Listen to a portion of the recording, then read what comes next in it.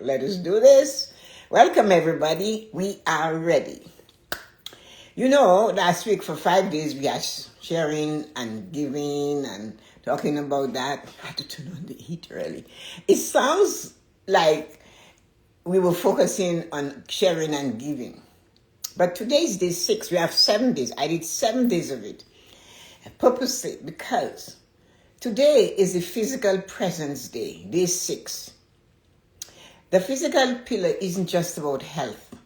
It's about how we show up in the world with our bodies and our time. Did you hear that? Not our mind, our bodies and our time. How we show up in the world. That's what matters. And with what? Using our bodies and our time. If you remember the little post that I created for it was a lady and a young man sitting and like he's talking, they're bonding. Now, day 6 is the listening day. It's the ultimate act of giving. It is your most renewable resource, your time. It is the one resource you have and it's renewable, your time. We get a brand new batch today. That's why I always ask you and remind you that today is the best day of your life. You have a brand new batch of time. How are we going to use it? I think I mentioned that friend of mine I called last week that's sick. But yesterday we had the self-care show.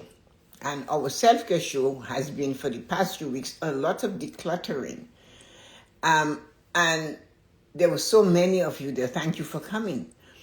On the self-care show at 9:30 a.m. yesterday morning to 10:30 a.m., both Yuko and I were talking about the decluttering. And a lot of people always believe that decluttering is solely about decluttering the mind and the brain and all of that, and decluttering your environment. So Yuko and I did this live yesterday. We shifted a little bit and we talk about decluttering emotionally, of course mentally, of course physically, and the effect that decluttering has on your spiritual prosperity and financial prosperity. So the same thing happens when you spend the time to listen and to care. Like the first time when I met Yuko, she heard me when I said, I need help. And she helped me. And since then, we are close, really close. We live about an hour and a half away. I live on the lake and she lives west, almost going towards New York. So it's going all the way across the city. But we listen to each other. And I hear her. And sometimes we laugh. And she is like a real mother hen. So she caters. Not only help her children, she caters to her boys and her husband. That's the way she is. So she listens. When her clients come and they all she's a hairdresser, she listens to what they say. And many times she will come back and she will say, I just realized how many people do not have anybody to listen to them, to hear them. So we had giving and sharing. But we will give them something. Here, take that. It will make you feel better. We'll do that. But we need to listen to others. It's by listening that we will feel what's going on. And feeling really is what is important, because doing anything, being in the moment and not feeling is not helping. The art of listening is almost forgotten for the reason why our world has grown. Everyone that we know has expanded. The old days of listening was community. You got married, you move across the street. You got married, you live down the street. My parents were maybe, 100 yards away from my grandmother's property. And my uncle had his house right next door to hers. My parents had the business compound there. So it was there. But you met them. The grandmother took you to church. The grandmother was there. And we learned to listen. My grandmother, my mother's mother, never worked a day in her life. She got married and she was a housewife. And then we found out one day she had more money than anybody we knew. But I heard her when she talked about putting a little bit. She talked, and she taught. She made sure you went to church. She really believed that you don't do more than 3 pennies. But anyway, that was another lesson. So the point of it is to listen. I listened to her. I remember the things that she said to me, and some of the things we were talking about it the other day.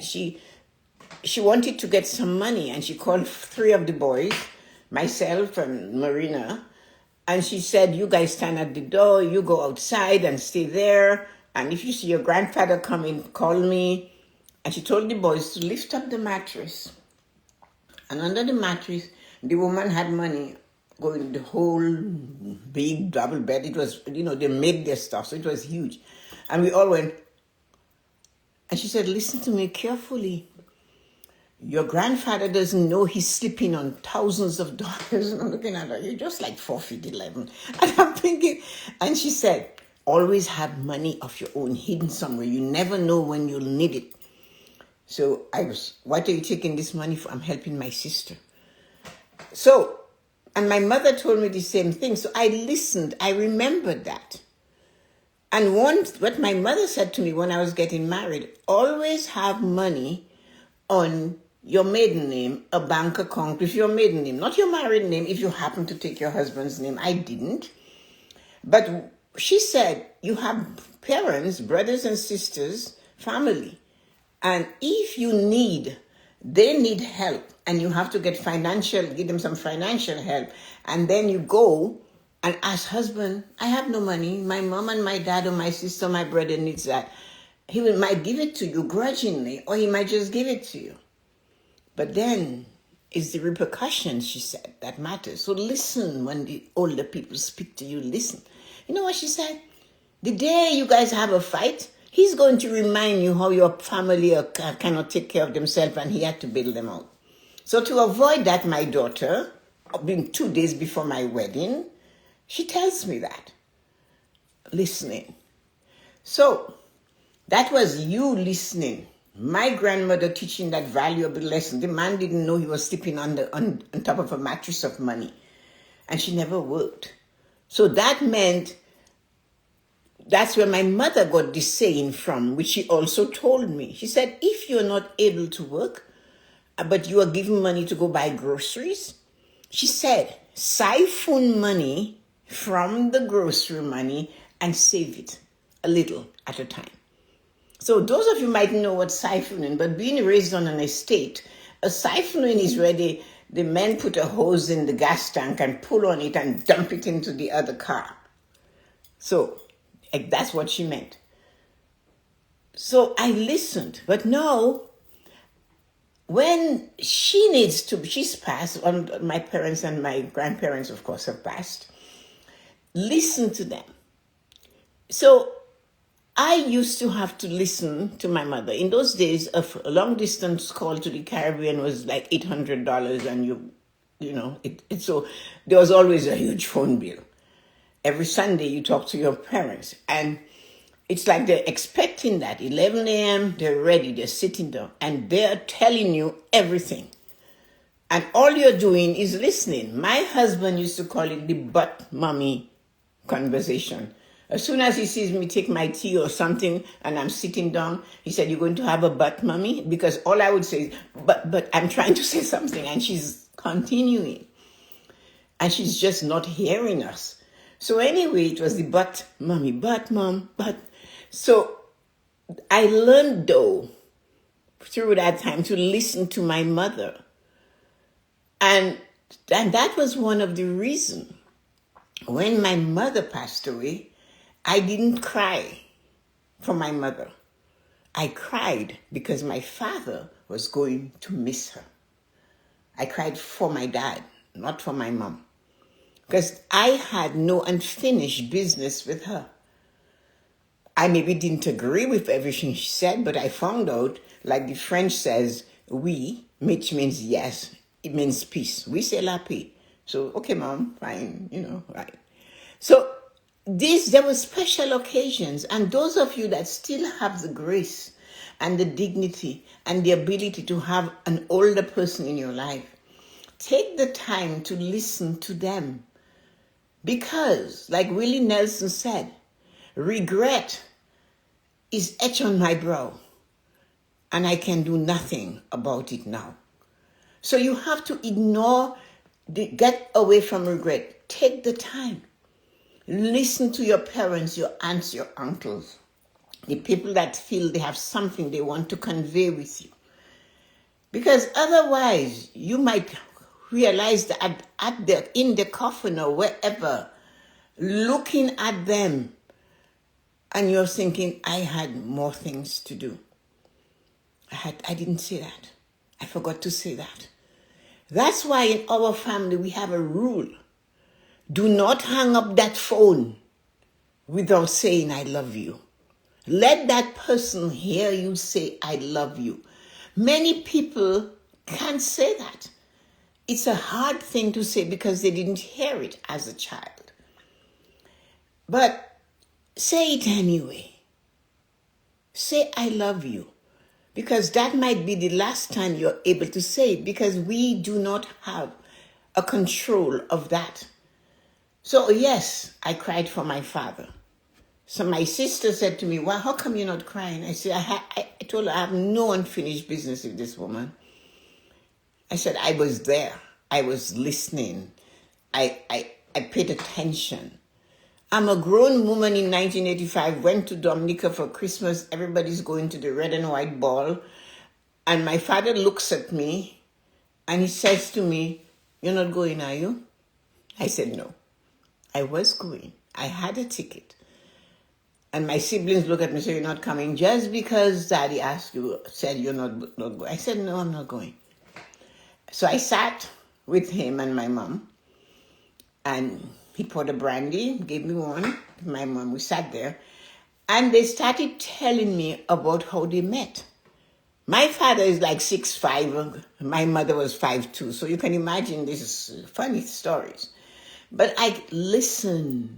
I taped his voice. I heard how he built a bird cage. I heard when his mother broke the bird cage because he was being disobedient. And then she complained to his dad, and his dad said, well, what do you expect? Because he broke something of hers. And the dad said, well, you broke his bird cage. So, when he feels he has a right to break your thing, couldn't you find another way to discipline him? So that is what I'm trying to tell you.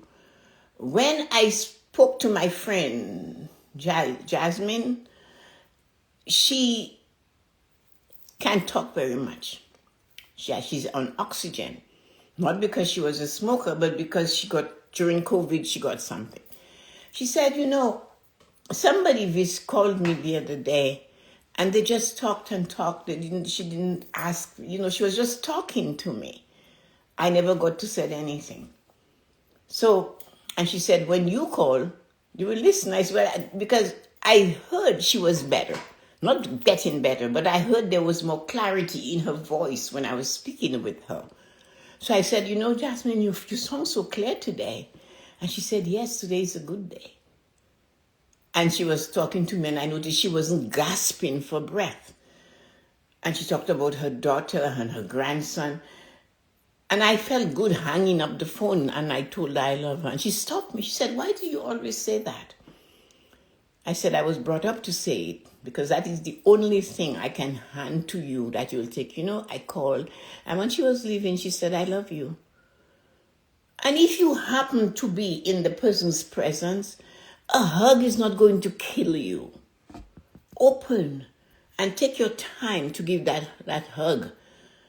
And a kiss with it on the cheek. A hug without a kiss is like a room without a rug. That's what it is. So, what you may do? We must learn to listen. We work on our minds, our spirits, but today we're bringing prosperity into the physical realm. Did you know that the greatest gift you can give the human being isn't money or advice? It's your undivided presence. In a world of constant noise, the listening ear is a rare treasure. Today we are quieting our own voices to become a sanctuary for someone else's. Are you ready to witness the power of simply being there? Just be there. Do not wait to be there when they can't speak to you. Do not wait to be there when they can't hear you. Give me the rose when I can smell it. I have a friend, when her father died, her biggest story to tell me, I had 100 white roses on his casket. I said, well, that's nice. I'm sure the mourners enjoyed looking at how extravagant it is. It is best you had given him 1 bar of chocolate before he died, because that's what he's craving. I didn't say that to her, and I just thought it. But it taught me a lesson. So when my husband passed away, I used to sneak into the care home some scotch, because he liked his scotch. I don't think he could taste it, but he got a big smile on his face and he had his scotch, because that was something he enjoyed. So being physically present is the bridge between internal intention and external impact. Presence and listening is a currency. Time is a physical resource. When you spend time listening to someone, you are making a physical investment in their well-being. Yes, you are. This strengthens your physical pillar by grounding you in the now. Strange, eh? You think when you're giving them your time, you're listening, but you are being more aware. You're in the know. The art of active listening. Listening is a physical act. It is physical. You must tune this thing. It involves eye contact, open body language. Even if you're at home, you might sit and relax and you're like that's talking to your friend. And the physical discipline of not interrupting them. Remember that, especially when that person is old and they told you the story yesterday. So what? They're going to tell it to you today. Maybe you missed the most important part of the story. Maybe you just missed it.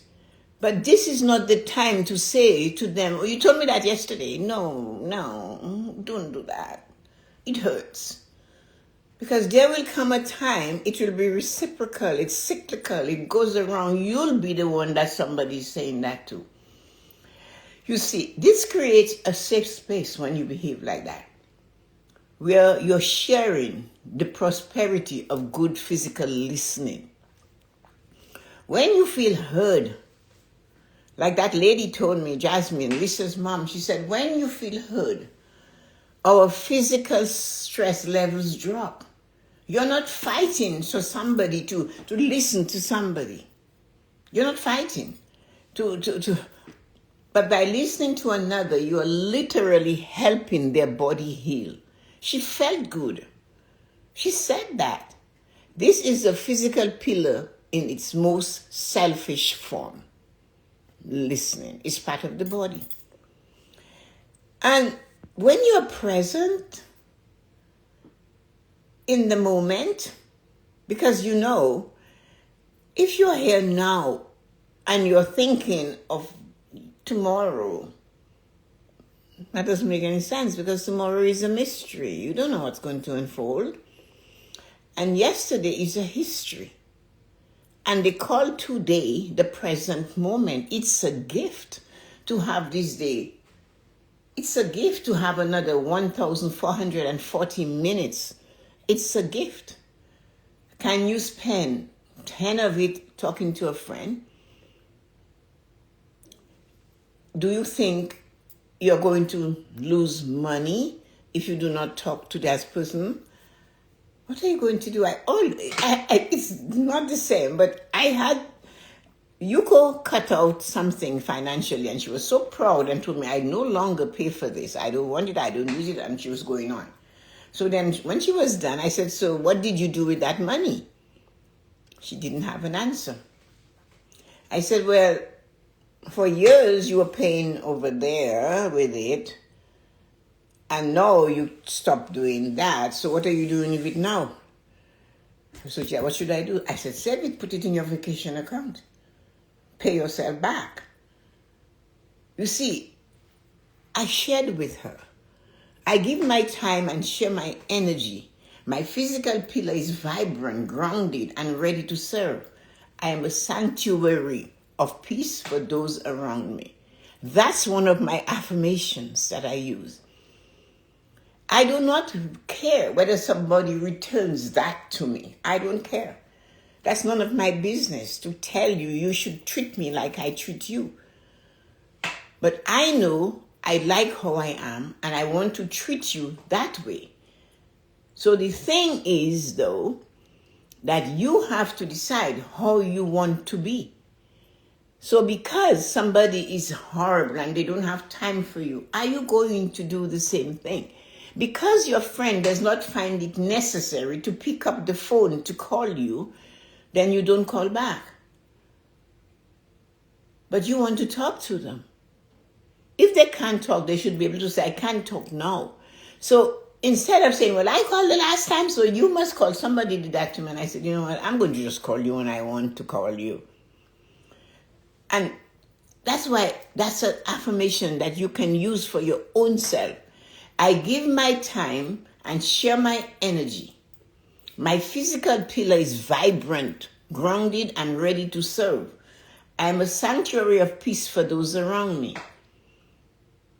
So you have a job, you have something that you do that puts bread on the table or food in the belly or paid for your living expenses, whatever you consider it does. When you do it, give it all you've got so that when you get that paycheck, it will go further and further and further than you ever thought because you gave it all you got before you received it. And that is what we have to remember. Our presence today is to listen to someone. Find somebody and listen to them. When I speak daily with my friend Colleen, she always says, and how, what are you doing? How was your day? She's involved in this. And I do the same to her, with her.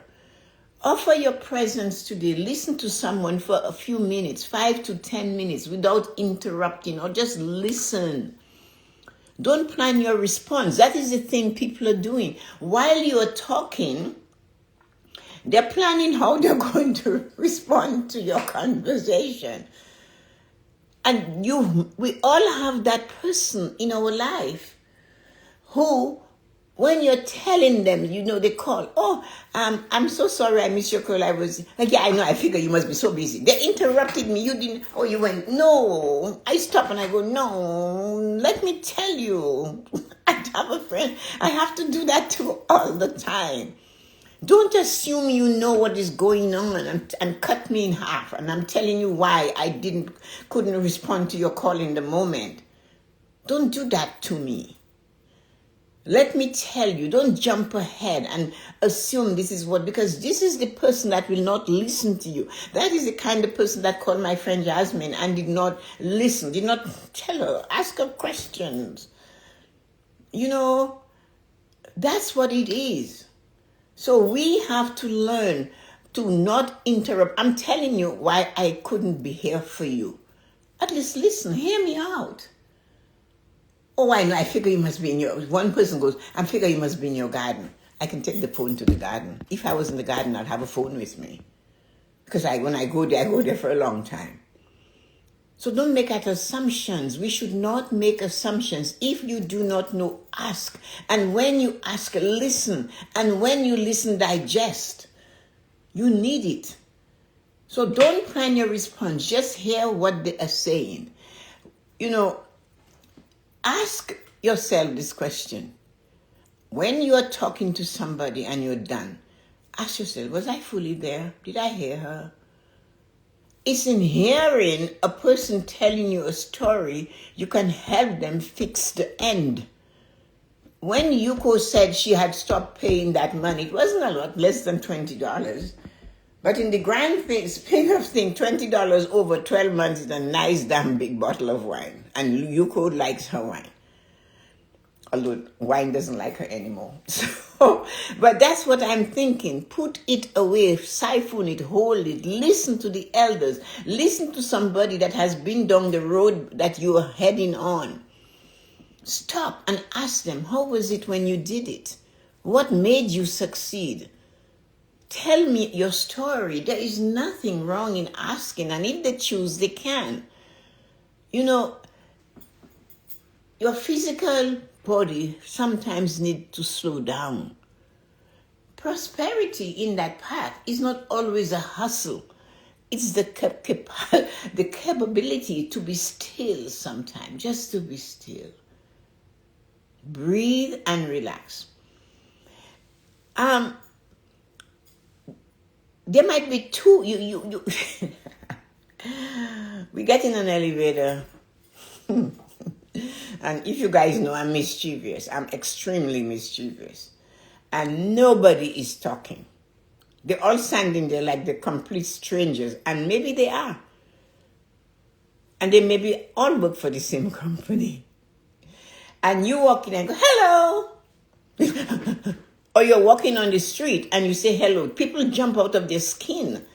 They're going for a leisurely walk. In our area is forest, so people are always walking. And you frighten them by saying, hello. Oh, hi. What is so wrong in just greeting this person? At least it will get air to clean your breath if you do that. You know, make a call to somebody today and sit with them. Just sit and let them hear you. So, this is something that is important for you to hear. You have a purpose here today. What is it? What is that purpose that you have today? That you're here? Why are you here today? I don't mean watching, listening to the live. Why are you alive today? There is a reason for you to be alive today. Are you going to embrace it or you're going to criticize it? The thing is, if you are in an environment where you're working, that is important for those of you that are still employed in companies and places of employment. And the person that you're working for this company, and today they decide this is what you're going to do, which is not your regular job. What does it matter that you do this? Sometimes you need to step back so you can regroup and come forward. And that is just for those of you, because a lot of you are young and in jobs and have physical, doing things. I worked with a bank, and my manager, the new manager came in, and she brought in her friend to do some of the filing for the financial planners. And when her friend came in, she was supposed to do it. The person before her did that. Her friend went to her and said, why can't they not file their own files? Why can't they just put the report together, you sign it, give it back to them, and they can file it? So she had less work to do and maybe more time to sit in the office and talk to the manager. So the other financial planners were all up in arms, and I just didn't give up. I figure, I didn't say anything, and I said, fine. Because mentally, I'm thinking of the 3 children we have to feed and clothe and educate. So I have no fight with these people. But I thought of it, and I'm saying, if they're that stupid to pay me that kind of income plus a bonus and want me to file $10 an hour job, then who am I to fight it? I don't care. So there I am. These things were so valuable because it's customers' trades. You're trading for customers. That this filing cabinet was right next to her office.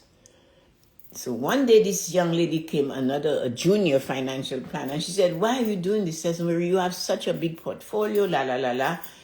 I turned out and I raised my voice a couple, and I said, Thelma, I'll tell you what. If TD Bank and all these people with all these MBAs and JDAs and PDAs and 4DAs, whatever degrees they have, they sit in that tower and they decide that I have to do filing and they still want to pay me the same income, who am I to fight with that? Well, I am not doing that. I said, you can do whatever you want.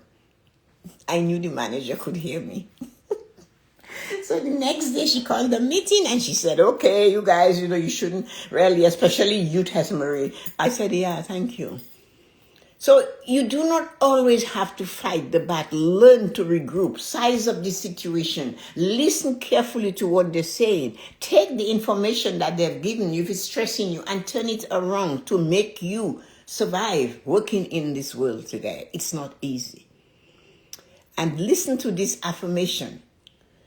When you're not feeling good and things are piling, say, I give my time and share my energy. My physical pillar is vibrant, grounded, and ready to serve because you're working. I'm a sanctuary of peace for those around me. Don't flap your wings like a wild bird. Just take the time. It always comes to center again. And that is where you have the power. So guys, thank you for coming on TikTok and Instagram, all of you wonderful people. And remember, today, just listen to somebody for a 5-minute. Purposely call your aunt, call your father, your mother, your brother, your sister, your aunt, your candlestick maker, that person that you care and love, who you haven't spoken to